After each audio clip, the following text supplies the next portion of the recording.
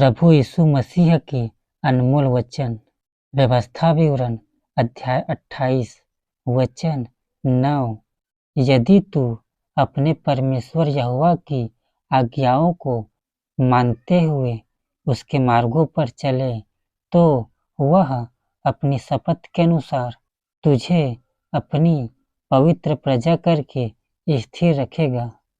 यशायाह अध्याय 61 वचन 10। मैं यहोवा के कारण अति आनंदित होऊंगा, मेरा प्राण परमेश्वर के कारण मगन रहेगा, क्योंकि उसने मुझे उद्धार के वस्त्र पहनाए और धर्म की चादर ऐसे ओढ़ा दी है जैसे दुल्हा फूलों की माला से अपने आप को सजाता और दुल्हन अपने गहनों से अपना श्रृंगार करती है। मत्ती अध्याय 18 वचन 3। और कहा, मैं तुमसे सच कहता हूँ, यदि तुम न फिरो और बालकों के समान न बनो तो स्वर्ग के राज्य में प्रवेश करने नहीं पाओगे। यूहन्ना अध्याय 3 वचन 17।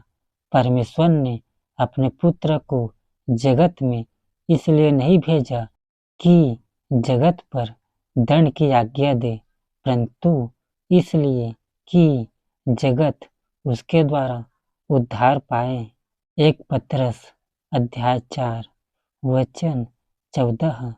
फिर यदि मसीह के नाम के लिए तुम्हारी निंदा की जाती है तो धन्य हो, क्योंकि महिमा का आत्मा जो परमेश्वर का आत्मा है तुम पर छाया करता है। यूहन्ना अध्याय 14 वचन 1 से 3 तक। तुम्हारा मन व्याकुल न हो, तुम परमेश्वर पर विश्वास रखते हो, मुझ पर भी विश्वास रखो।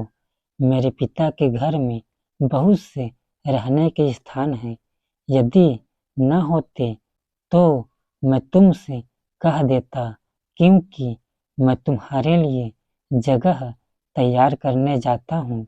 और यदि मैं जाकर तुम्हारे लिए जगह तैयार करूँ तो फिर आकर तुम्हें यहाँ ले जाऊँगा, कि जहाँ मैं रहूँ वहाँ तुम भी रहो।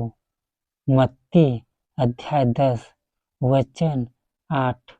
बीमारों को चंगा करो, मरे हुओं को जिलाओ, कोढ़ियों को शुद्ध करो, दुष्टात्माओं को निकालो। तुमने सेंतमेंत पाया है, सेंतमेंत दो। नीति वचन अध्याय 28 वचन 9। जो अपना कान व्यवस्था सुनने से फेर लेता है, उसकी प्रार्थना घृणित ठहरती है। यिर्मयाह अध्याय 1 वचन 10। सुन, मैंने आज के दिन तुझे जातियों और राज्यों पर अधिकारी ठहराया है, उन्हें गिराने और ढा देने के लिए, नाश करने और काट डालने के लिए, या उन्हें बनाने और रोपने के लिए।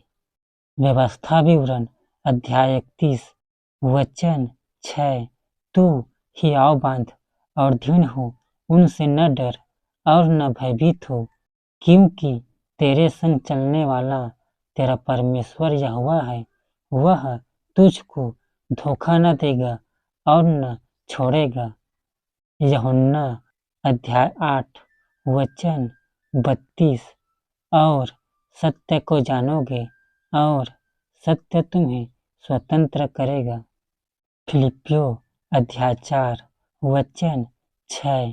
किसी भी बात की चिंता मत करो, परंतु हर एक बात में तुम्हारे निवेदन, प्रार्थना और विनती के द्वारा धन्यवाद के साथ परमेश्वर के सम्मुख उपस्थित किए जाए। भजन संहिता अध्याय 119 वचन 5। भला होता कि तेरी विधियों के मानने के लिए मेरी चाल चलन दृढ़ हो जाए।